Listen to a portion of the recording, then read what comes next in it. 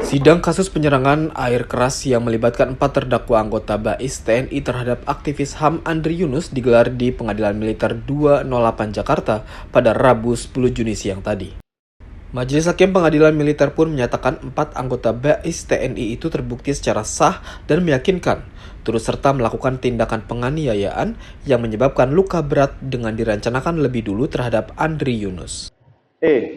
Terdakwa 1, Edi Sudarko, Sersan 2 Mar, NRP 102064. Terdakwa 2, Budi Haryanto, Widi Cahyono, Letumar, NRP 23990-P.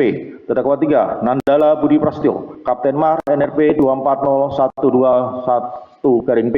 Dan terdakwa 4, Semilaka, Letupas, NRP 533904. Terbukti secara sah dan meyakinkan bersalah melakukan tindak pidana sebagaimana dakwaan lebih subsidiar, turut serta melakukan penganiayaan yang mengakibatkan luka berat dengan rencana terlebih dahulu.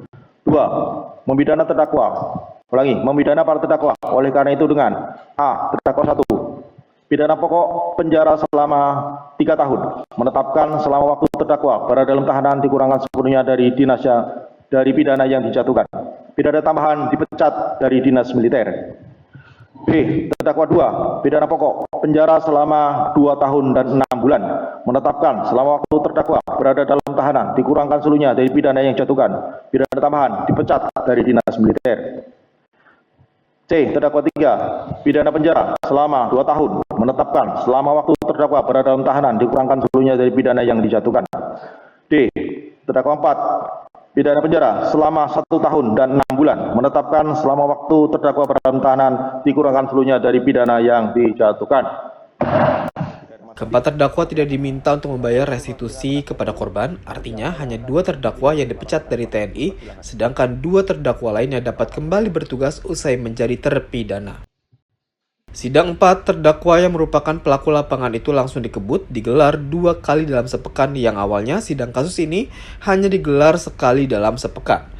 Sidang putusan ini juga tidak sesuai dengan permintaan yang disampaikan oleh kuasa hukum Andri Yunus yang tergabung ke dalam tim advokasi untuk demokrasi. Pada Senin lalu, TAUD mengirimkan surat kepada Pengadilan Militer untuk menghentikan persidangan terhadap 4 pelaku itu. Permintaan itu dilakukan sebagai konsekuensi hukum atas putusan pra-peradilan Pengadilan Negeri Jakarta Selatan yang dibacakan pada 2 Juni lalu. Hakim Tunggal pra-peradilan memerintahkan Polda Metro Jaya untuk melanjutkan proses hukum teror kepada Andri Yunus.